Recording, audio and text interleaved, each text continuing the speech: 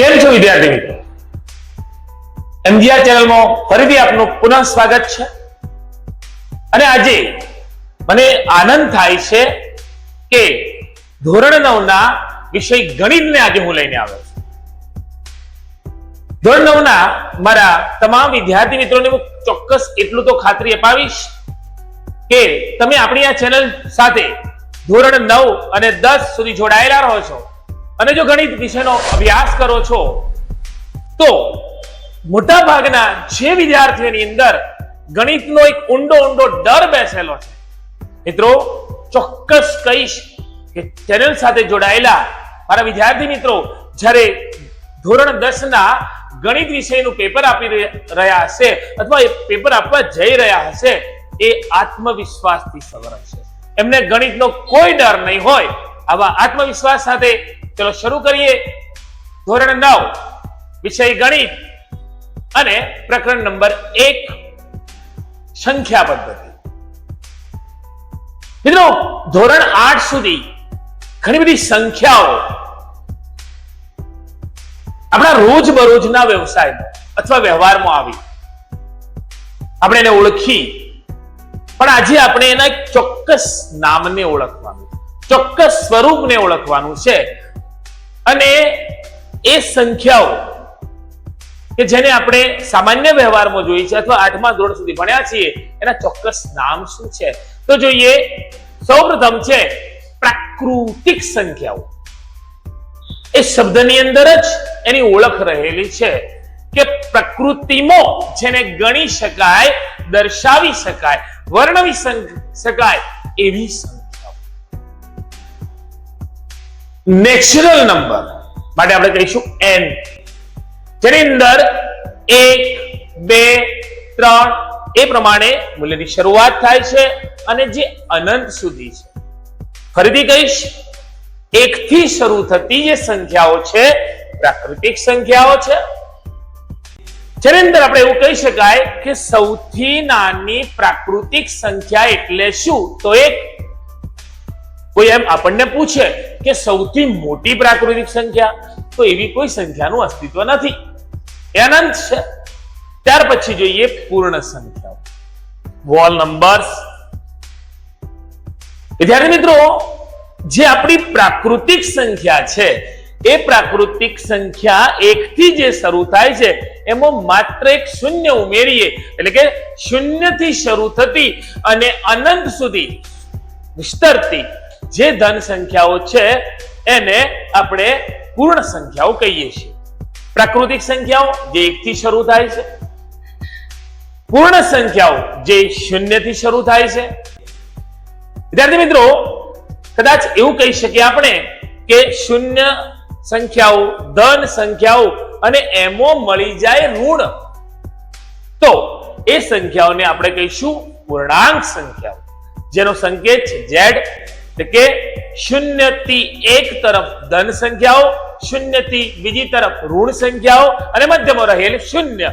પ્રાકૃતિક સંખ્યાઓ, તેમની વિરોધી સંખ્યાઓ અને શૂન્ય, આ બધો જ જથ્થો ભેગો મળી અને જે બને એને આપણે કહીશું પૂર્ણાંક સંખ્યા. પ્રાકૃતિક સંખ્યાઓ, પૂર્ણ સંખ્યાઓ અને પૂર્ણાંક સંખ્યાઓ, જેમાં ધન સંખ્યાઓ રહેલી છે, શૂન્ય રહેલો છે અને ઋણ પૂર્ણાંક પણ રહેલા છે. હવે આ તમામે તમામ સંખ્યાઓ આપણે એમ કહી શકાય કે અલગ અલગ રીતે આપણે એના ગુણક અથવા ભાગાકારના મૂલ્યો આ તે લઈએ તો કેટલીક વાર આપણને અપૂર્ણાંક સંખ્યાઓ મળતી હોય છે.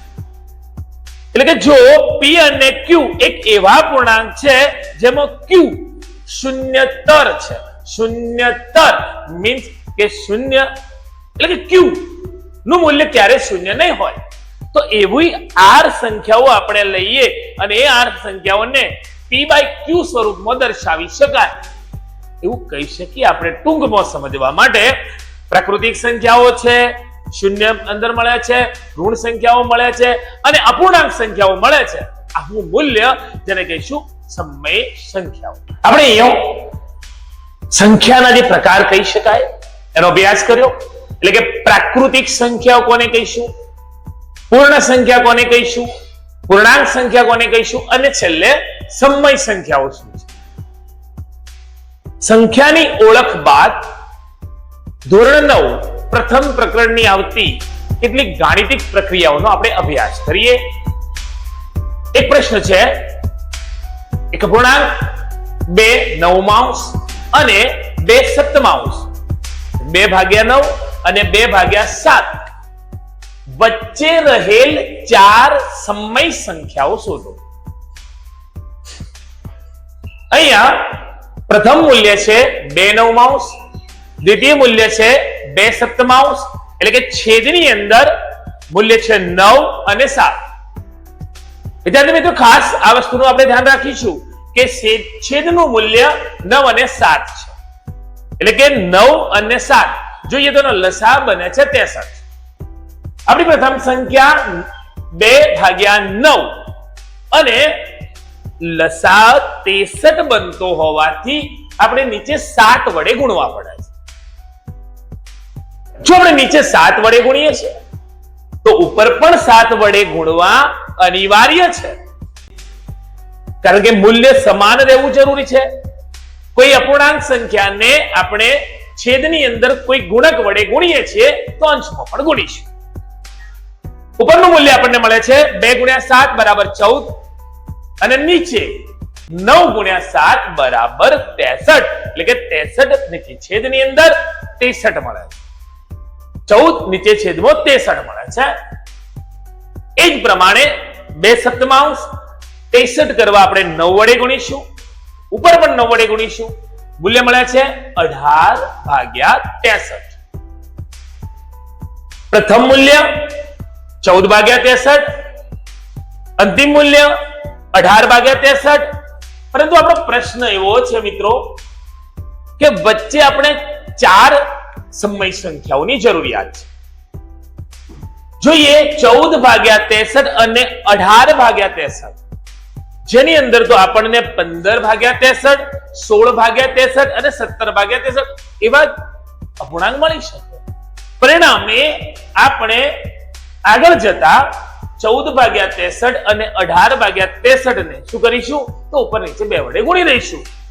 તો આપણું પ્રથમ મૂલ્ય મળે છે 28/126 અને 36/100, મતલબ 36/126, એટલે કે આપણને બંને સંખ્યાઓ વચ્ચે વધુ સંખ્યાઓ પ્રાપ્ત થાય.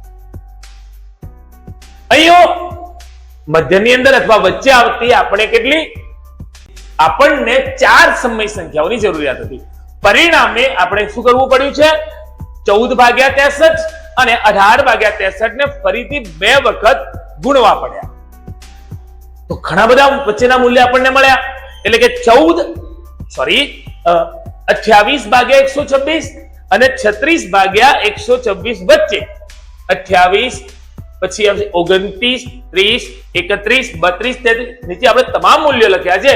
મતલબ 2 નીચે છેદની અંદર 9 અને 2 નીચે છેદની અંદર 7 ની વચ્ચે આપણને સમય સંખ્યાઓના જે મૂલ્ય મળે છે તે મળે છે 29 છેદની અંદર 126, એ જ પ્રમાણે 30, 31 અને છેલ્લે 35 સુધી. તો વિદ્યાર્થી મિત્રો, આપણને જે મૂલ્ય કહ્યું હતું, એટલે કે 2 નીચે છેદની અંદર 9 અને 2 નીચે છેદની અંદર 7 વચ્ચે આ પ્રકારની આપણને અન્ય સમય સંખ્યાઓ પ્રાપ્ત થાય છે. પ્રકરણ 1 આગળ કેટલાક આવતા દાખલાઓ આપણે જોઈએ, જેની અંદર વર્ગમૂળ સાથેના જે મૂલ્યો હોય છે એવી સંખ્યાઓના સરવાળા, બાદબાકી કે ગુણાકાર કે ભાગાકાર. મિત્રો, કેટલીક વાર એક વિદ્યાર્થી તરીકે કેટલીક નિશાનીઓ, જેમ કે વર્ગમૂળ હોય કે ઘનમૂળ હોય, એવા મૂલ્યો જોઈ વિદ્યાર્થીના એક મનની અંદર ડર પેસી જતો હોય છે, જે ના હોવું જોઈએ. એ મૂલ્યો પણ તમે જે ભણ્યા એ જ પ્રમાણે આપણે એવું કહી શકીએ કે વર્ગમૂળમાં રહેલા જે મૂલ્યો છે એ સમાન હોય અને આગળનો સહગુણક ભિન્ન હોય તો એક સજાતીય પદો છે. તો એમના વચ્ચે સરવાળા કે બાદબાકી જેવી ગાણિતિક પ્રક્રિયાઓ આપણે કરી શકીએ, અને એ જ પ્રમાણે ગુણાકાર ભાગાકારની પ્રક્રિયાઓ પણ સરળ છે. સૌપ્રથમ જોઈએ સરવાળો કરો. વિદ્યાર્થી મિત્રો, એક સહેજ વાત તમને કહેવાની હતી કે બોર્ડ પર લખાણ કરી અને ભણાવવું એનો અમારો હેતુ માત્ર એટલો જ છે કે તમારા જેટલા સમયનો તમે યોગદાન આપી રહ્યા છો એટલું પૂરતું કામ તમને મળવું જોઈએ, એ જ હેતુ છે. નહીતર લખવાની સાથે ભણાવવામાં કદાચ તમારો બમણો ટાઈમ જતો રહે છે, એ જ હેતુ છે. તો આપણે આગળ વધીએ. સરવાળો કરો. મૂલ્ય છે 4 વર્ગમૂળમાં 3 વત્તા 2 વર્ગમૂળમાં 5 અને 6 વર્ગમૂળમાં 3 ઓછા 4 વર્ગમૂળમાં 5. જેનો સરવાળો કરવા માટે એ જે મૂલ્ય આપેલા છે એના વચ્ચે આપણે વત્તાની નિશાની લીધી છે. સૌપ્રથમ મેં કાઉન્સ કરેલો છે, ત્યાર પછી પણ કાઉન્સ છે, વત્તાની નિશાની છે, મૂલ્યમાં કોઈ ફેરફાર નહીં થાય. પરિણામે આપણે કાઉન્સને છોડી દઈશું અને જોઈશું કે કયા પદ વચ્ચે ગાણિતિક પ્રક્રિયા શક્ય છે. જેમ કે આપણને દેખાય છે 4 વર્ગમૂળમાં 3 વત્તા 6 વર્ગમૂળમાં 3. 4 એ પણ ધન મૂલ્ય છે, 6 એ પણ ધન મૂલ્ય છે, મતલબ 4 વર્ગમૂળમાં 3 વત્તા 6 વર્ગમૂળમાં 3 એટલે કે આપણો જવાબ મળે છે 10 વર્ગમૂળમાં 3. રકમમાં રહેલા બીજા મૂલ્યનો અભ્યાસ કરીએ તો 2 વર્ગમૂળમાં 5 અને એવું બીજું કયું મૂલ્ય છે ઓછા 4 વર્ગમૂળમાં. એ પણ સમાન મૂલ્ય દર્શાવતું છે, અથવા સોરી સમાન મૂલ્ય આપણે નહીં કહીએ, આપણે એમ કહીએ કે સજાતીય પદ છે એમના વચ્ચે આપણે ગાણિતિક પ્રક્રિયા કરી શકીએ. તો એક પદ ધન છે અને એક પદ ઋણ છે, તો પરિણામે બંને વચ્ચે બાદબાકીની પ્રક્રિયા થાય અને એમાંથી જે પદ મોટું છે એનું ચિહ્ન આવે.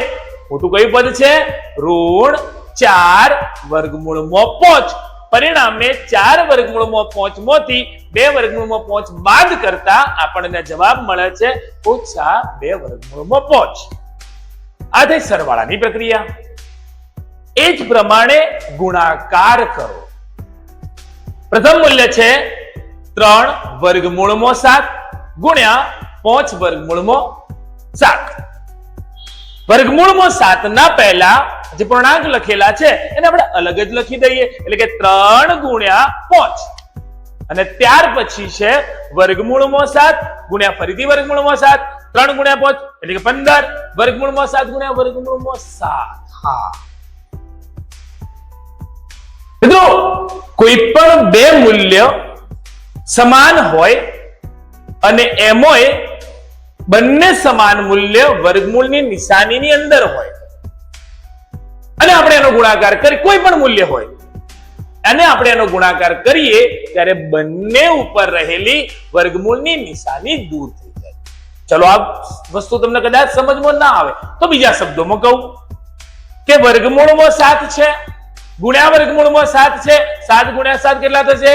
49. પણ એ કેમસાની અંદર છે? વર્ગમૂળમાં. પણ 49 નું વર્ગમૂળ કેટલું થશે? તો 7. હા, તો જો તમે બે વર્ગમૂળ વાળી સંખ્યાને ગુણક બોલો છો તો વર્ગમૂળની નિશાની દૂર થાય એવું મેં કહ્યું. અને બીજી બાજુ મેં એમ પણ કહ્યું કે વર્ગમૂળમાં લખી અને 7 ગુણ્યા 7 કરીએ તો 49 નું વર્ગમૂળ 7 જ મળે છે. ઓકે, ત્યાર પછી ભાગાકાર. સરવાળાની પ્રક્રિયા, ગુણાકારની પ્રક્રિયા, ભાગાકાર હળવાશથી લઈશું અને એના જે પાયાના નિયમ પ્રમાણે જે સામાન્ય બાબતો કહું છું અને કદાચ એવું કહી શકાય કે સામાન્ય ગણિત છે, આપણે તો બહુ જ સારું અને એમ કહેવાય કે ગાણિતિક એવી પ્રક્રિયાઓનો અભ્યાસ કરવાનો છે જે જોતા તમને ભવિષ્યમાં એવું લાગશે આ ક્રિયાઓ તો કશું છે જ નહીં. અહીંયા 12 વર્ગમૂળમાં 30 અને 3 વર્ગમૂળમાં 5 નો ભાગાકાર, એટલે કે ઉપરનું મૂલ્ય છે 12 વર્ગમૂળમાં 30, ભાગ્યાનું મૂલ્ય છે 3 વર્ગમૂળમાં 5. અહીંયા મેં લખ્યું એ પ્રમાણે જો અહીંયા 4/3 છે, સોરી 12/3 છે, ભાગાકાર કરીશું તો 4 તરી 12 ઉડી જાય છે. પરિણામે અહીંયા વધે છે 4. પરિણામે અહીંયા વધે છે 4 અને એ જ પ્રમાણે વર્ગમૂળમાં 30 ભાગ્યા વર્ગમૂળમાં 5, 30 નો મતલબ છે કે વર્ગમૂળ ની અંદર એ નિશાની રહેલી છે તો 6 ગુણ્યા 5 અને વર્ગમૂળમાં 5. છૂટા કરીએ તો વર્ગમૂળમાં 6 ગુણ્યા વર્ગમૂળમાં 5, છેદની અંદર ફરી વર્ગમૂળમાં 5 આપણા પહેલા છે, આ બંને દૂર થઈ જાય છે. પરિણામે વધે છે વર્ગમૂળમાં 6. ફરીથી એકવાર સમજો, 4 તરી 12 ઉપર 3 છેદ ઉડી જાય છે, બરાબર, ઉપર વધે છે 4, ઉપર રહેલા છે વર્ગમૂળમાં 30, નીચે રહેલા છે વર્ગમૂળમાં 5. કયું પદ ઉડે છે? વર્ગમૂળમાં 5. પરિણામે વધે છે 6. પરિણામે ભાગાકાર કરતો આપણને મૂલ્ય મળે છે 4 વર્ગમૂળમાં 6. મિત્રો, એક મહત્વના પ્રશ્ન તરફ આપણે જઈએ તો એક મહત્વના પ્રશ્ન તરફ આપણે જઈએ, છેદનું સમયકરણ, મતલબ છેદમાં રહેલું જે મૂલ્ય છે અને એ મૂલ્યમાં જો વર્ગમૂળની નિશાની રહેલી છે એને આપણે વર્ગમૂળની નિશાનીને દૂર કરવાની છે કોઈ બેઝિક પ્રક્રિયા ઉપર. એકદમ સરળ શબ્દોમાં કહીશ મિત્રો કે આપણને ઉપર કે નીચે જે મૂલ્ય આપ્યું છે એમાં નીચેના મૂલ્યથી આપણું મહત્વનું મૂલ્ય આપણે લેવાનું છે કે નીચે જે 5 + 2 વર્ગમૂળમાં 3, આ વર્ગમૂળમાં 3 રહેલી નિશાનીને આપણે દૂર કરવાની. આપણે એવા ગુણક વડે એને ગુણીએ જેમ કે અહીંયા મૂલ્ય આપણું છે 1 છેદની અંદર છે 5 + 2 વર્ગમૂળમાં 3, 5 + 2 વર્ગમૂળમાં 3. અહીંયા એ વર્ગમૂળમાં વત્તાની જે નિશાની છે એ પ્રમાણે આપણે ગુણીશું 2 - 5 - 2 વર્ગમૂળમાં 3 વડે. ફરીથી મિત્રો યાદ રાખશો કે છેદમાં રહેલું જે પદ એનું મૂલ્ય જો વત્તા, એટલે બે પદ વચ્ચે વત્તાની નિશાની હોય તો એવા જ પદ વડે, પણ કેવા પદ વચ્ચે ઓછાની નિશાની હોય એવા પદ વડે આપણે ગુણીશું. જો નીચે ગુણ્યા છે તો મેં અગાઉ કીધું એ પ્રમાણે આગળના દાખલાની અંદર મેં કહ્યું હતું કે જેટલા પદ વડે અથવા જેટલા મૂલ્ય વડે જો છેદ કે અંશને આપણે ગુણીએ છીએ તો એટલા જ મૂલ્ય વડે આપણે એને ભાગવું પણ પડે, ભાગ્યા છે તો એટલા જ મૂલ્ય વડે ગુણવું પણ પડે. તો મેં છેદની અંદર એક વધુ મૂલ્ય લખ્યું છે, કયું? 5 - 2 વર્ગમૂળમાં 3. તો અંશની અંદર પણ 5 - 2 વર્ગમૂળમાં 3. ઉપરના મૂલ્યમાં કોઈ ફેરફાર નહીં થાય મિત્રો, કારણ કે એક વડે આપણે ગુણક છે. પણ નીચે જોઈએ તો આપણું પ્રથમ પદ કયું છે? 5. બીજું પદ કયું છે? 2 વર્ગમૂળમાં 3. અને બંને વચ્ચે માત્ર ફરક છે વત્તા અને ઓછાનો. પરિણામે આપણા અવયવની રીત પ્રમાણે જોઈએ તો પ્રથમ પદનો વર્ગ ઓછા બીજા પદનો વર્ગ. પ્રથમ પદ છે 5 એનો વર્ગ અને 2 વર્ગમૂળમાં 3 એનો વર્ગ.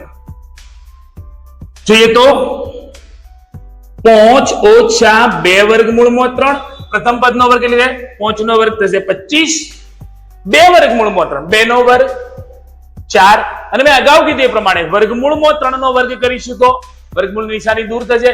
4 ગુણકમાં 3 આપણને મૂલ્ય મળશે 12.